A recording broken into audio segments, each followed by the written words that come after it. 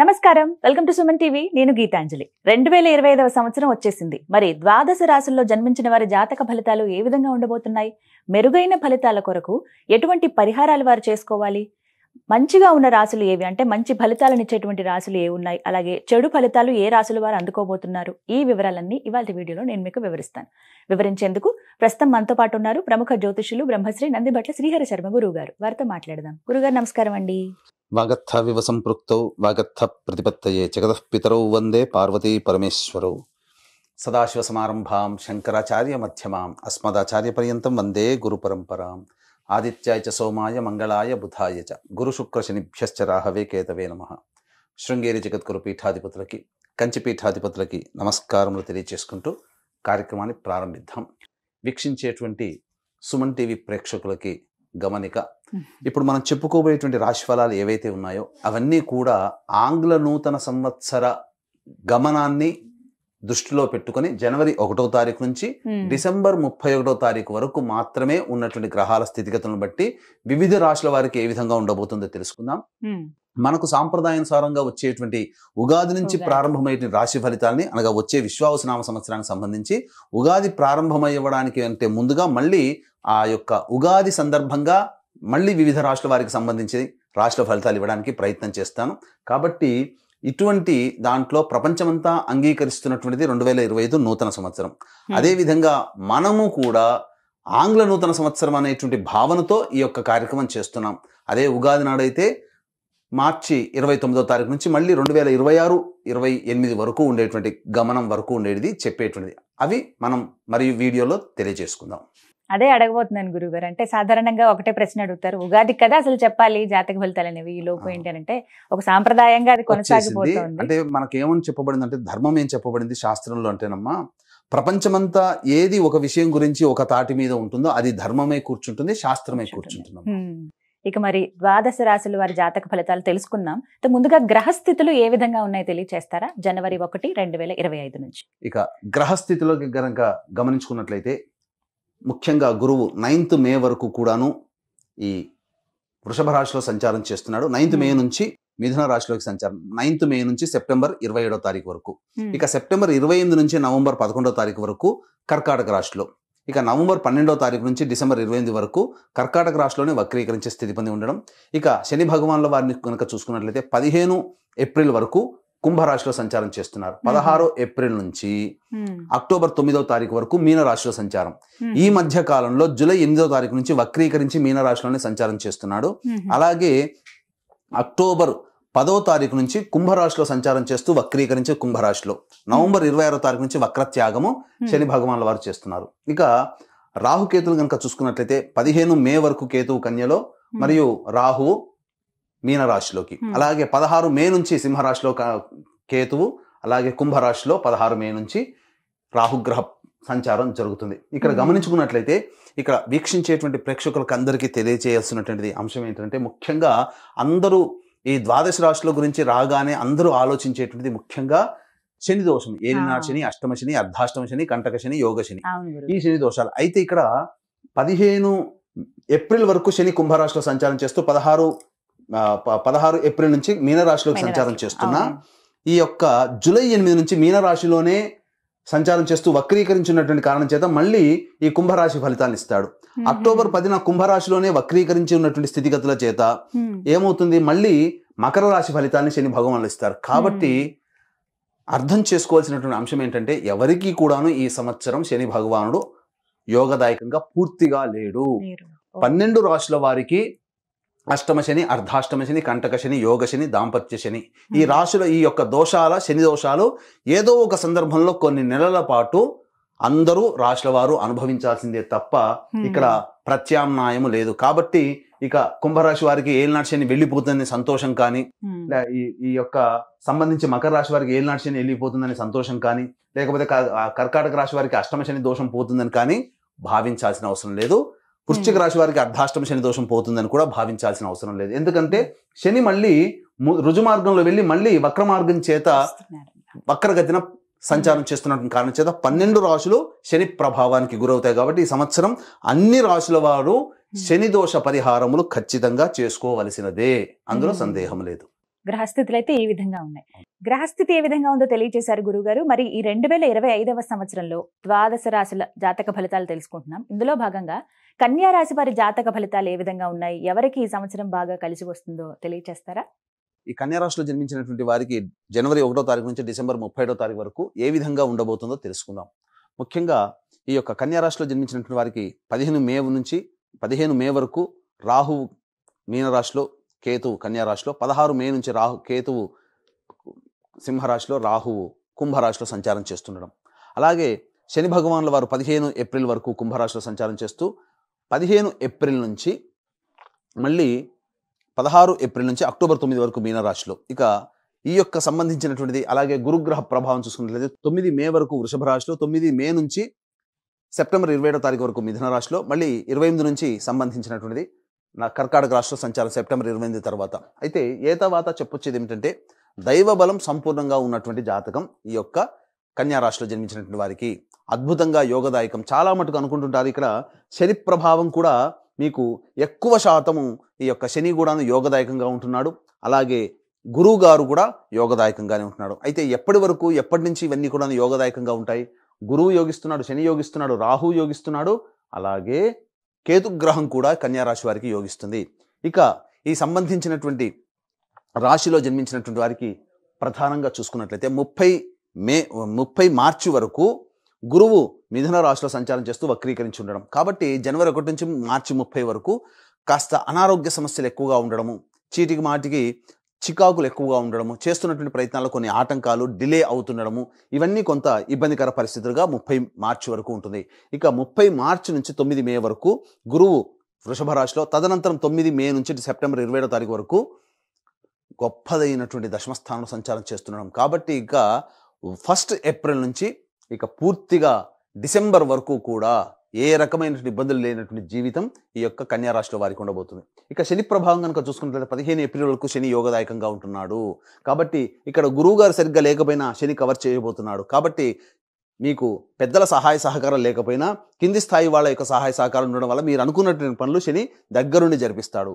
ఇక 15 ఏప్రిల్ తర్వాత 16 ఏప్రిల్ నుంచి మీనరాశిలోకి సంచారం చేస్తున్నప్పటికీ సప్తమ శని ప్రభావం ఉన్నప్పటికీ ఏమవుతుంది, కొంత యోగదాయకంగా ఉంటుంది. వివాహం కావాల్సినటువంటి అబ్బాయిలకి అమ్మాయిలకి సంబంధించి 16 ఏప్రిల్ నుంచి యోగదాయకంగా మారబోతుంది. వివాహానికి సంబంధించినటువంటి సమస్యలు తొలగిపోతాయి. ఇక అన్నిటికంటే ప్రధానంగా జూలై 8వ తారీఖు నుంచి మళ్ళీ వక్రీకరించి కుంభరాశి ఫలితాలను ఇవ్వడము, అలాగే ఈ యొక్క అక్టోబర్ 10వ తారీఖు నుంచి మళ్ళీ కుంభరాశిలోనే వక్రీకరించే స్థితి పొంది ఉండడం, ఇక్కడ మళ్ళీ మకర రాశి ఫలితాలు. కాబట్టి శని భగవానుల వారు 15 ఏప్రిల్ వరకు, మళ్ళీ జూలై 8 నుంచి అక్టోబర్ 10 వరకు విపరీత రాజయోగాన్ని కలగచేస్తున్నాడు. కాబట్టి ఇబ్బంది పడాల్సినటువంటి అవసరం లేదు. ఇక అన్నిటికంటే ప్రధానంగా 16 మే నుంచి రాహు కూడాను షష్టమ స్థాన స్థితిగతులు ఉన్నటువంటి కారణం చేత మీకు ప్రధానంగా ఆకస్మికమైనటువంటి ధన ప్రాప్తి మీకు లభించబోతుంది. అంటే మీరు ఊహించరు ఇంత సంపాదన మనకు ఉంటుందా అని. ఎప్పటి నుంచి 16 మే నుంచి చూసుకున్నట్లయితే ప్రధానంగా ఈ 16 మేలో రాహు ఇక్కడ ఉన్నాడు. అలాగే జూలై 8వ తారీఖు నుంచి మళ్ళీ శని భగవానుల వారు కూడా యోగిస్తున్నారు. కాబట్టి ఏతావాత జూలై 8 నుంచి అక్టోబర్ 10వ తారీఖు ఉన్నటువంటి కాలం, అనగా ఆగస్టు, సెప్టెంబర్, అక్టోబర్ 3 నెలల కాలం అద్భుతమైనటువంటి కాలం ఈ యొక్క కన్యా రాశిలో జన్మించినటువంటి వారికి ఉండబోతుంది.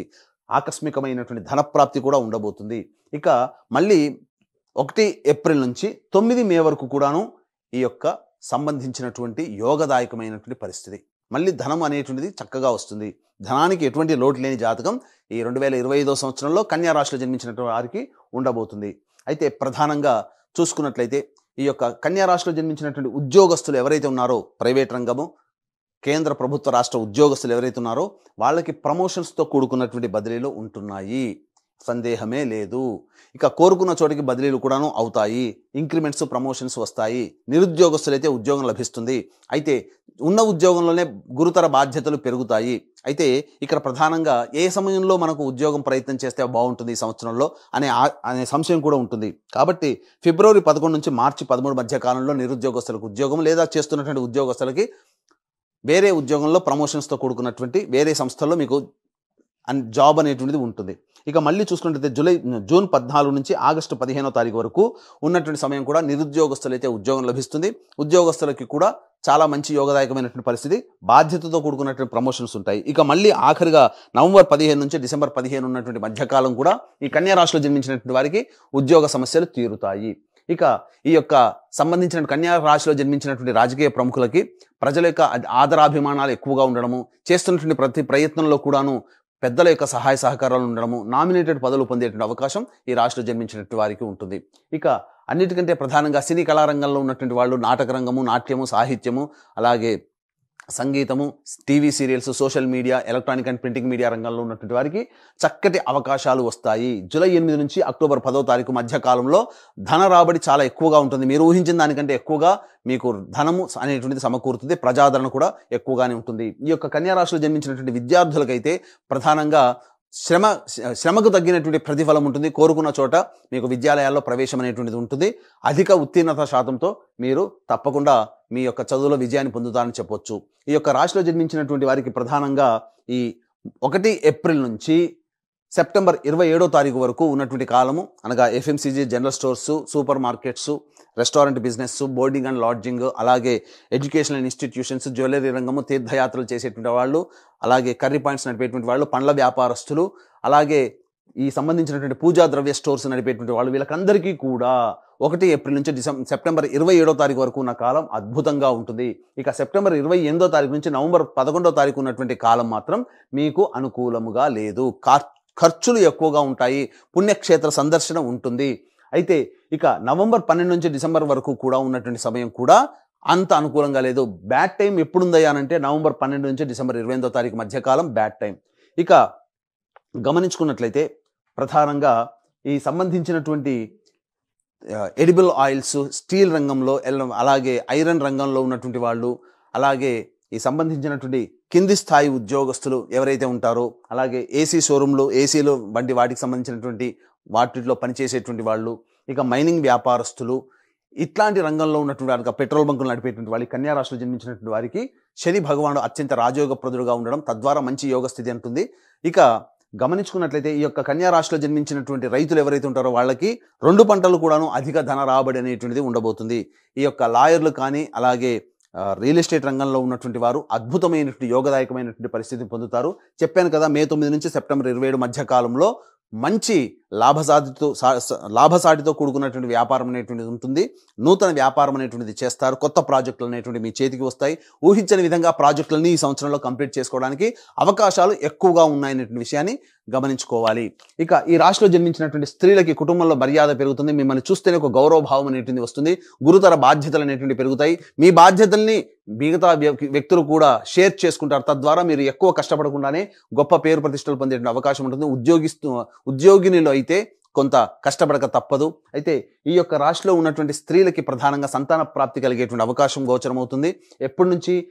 మే 1వ తారీఖు నుంచి, అనగా ఏప్రిల్ 1వ తారీఖు నుంచి సెప్టెంబర్ 27 ఉన్నటువంటి మధ్యకాలంలో మంచి జరుగుతుంది, అనగా సంతాన ప్రాప్తి అవుతుంది. ఈ యొక్క రాశిలో జన్మించినటువంటి స్త్రీ పురుషులకి ఖచ్చితంగా వివాహ యోగ్యతలు అనేటువంటివి ఉంటున్నాయి. కాబట్టి మంచి జరుగుతుంది.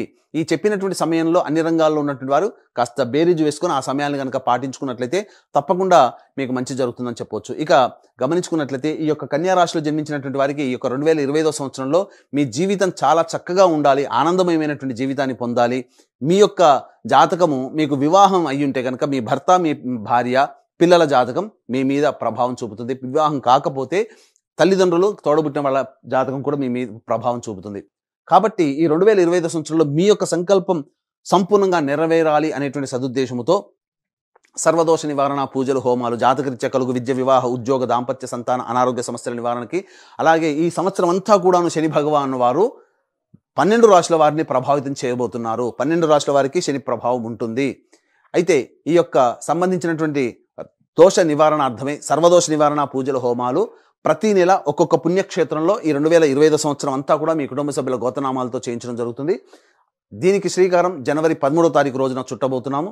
తద్వారా మీకు అన్నీ కూడాను మీ కుటుంబ సభ్యుల అందరి గోతనామాలతో ఈ యొక్క సర్వదోష నివారణ పూజల, హోమాలు ప్రతి నెల జరిపించడం జరుగుతుంది. అలాగే తండ్రి వైపు, భర్త వైపు 6 తరాలు, భార్య వైపు, తల్లి వైపు 3 తరాల్లో కుటుంబంలో ఏమైనా దుర్మరణాలు ఉన్నా, అలాగే మీ కుటుంబ సభ్యులు 60 సంవత్సరాల లోపల liver problem, kidney problem, cancer రోగాలతో మరణించిన, లేదా 60 సంవత్సరాల లోపల ఏ విధంగా చనిపోయినా వాటిని పితృదోషం అంటారు. ఇట్టి పితృదోష నివారణకి పీఠం ఆధ్వర్యంలో ప్రతి నెల ఈ పితృదోష నివారణ కార్యక్రమాలు అనేటివి చేయించడం జరుగుతుంది. ఇక గమనించుకున్నట్లయితే సర్వత్రా మీకు మంచి జరగాలనే సదుద్దేశంతో ఈ కార్యక్రమాలు చేయించడం జరుగుతుంది. మరి కన్యా రాశి వారు మెరుగైన ఫలితాలు పొందాలంటే గనక వారు ఎటువంటి పరిహారాలు చేసుకోవాలంటారు? ఈ యొక్క కన్యా రాశిలో జన్మించినటువంటి వారికి 2025వ సంవత్సరంలో సమస్యలు తీరిపోవాలి అని అనుకుంటే ప్రధానంగా పౌర్ణమి రోజున గురు చరిత్ర పారాయణం ప్రారంభం చేయండి. పౌర్ణమి రోజున పూర్తి చేయండి, ప్రారంభించి పూర్తి చేయండి.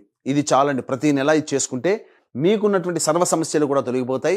వీలు కుదిరినప్పుడల్లా శివాలయ సందర్శనం చేసుకోవడం ద్వారా మీకు మంచి జరుగుతుందని చెప్పవచ్చు. ఇక చెప్పినటువంటి విషయాల కంటే ఇంకా విభిన్నంగా మీ జీవితం ఉందంటే మీ యొక్క జన్మజాతకంలోని నడుస్తున్నటువంటి గ్రహ దశాంతర దశల ప్రభావాలు. కావున దగ్గరలోని మంచి ఉపాసనాపరులైనటువంటి జ్యోతిష్యుని సంప్రదించి వారి సలహాలు సూచనలు కనుక పాటించినట్లయితే మరింత మెరుగైనటువంటి జీవితాన్ని పొందుతారని ఆశిస్తూ సర్వం శ్రీ ఉమామహేశ్వర పరబ్రహ్మార్పణమస్తు. చాలా చక్కగా వివరించారు గురుగారు. ధన్యవాదాలండి.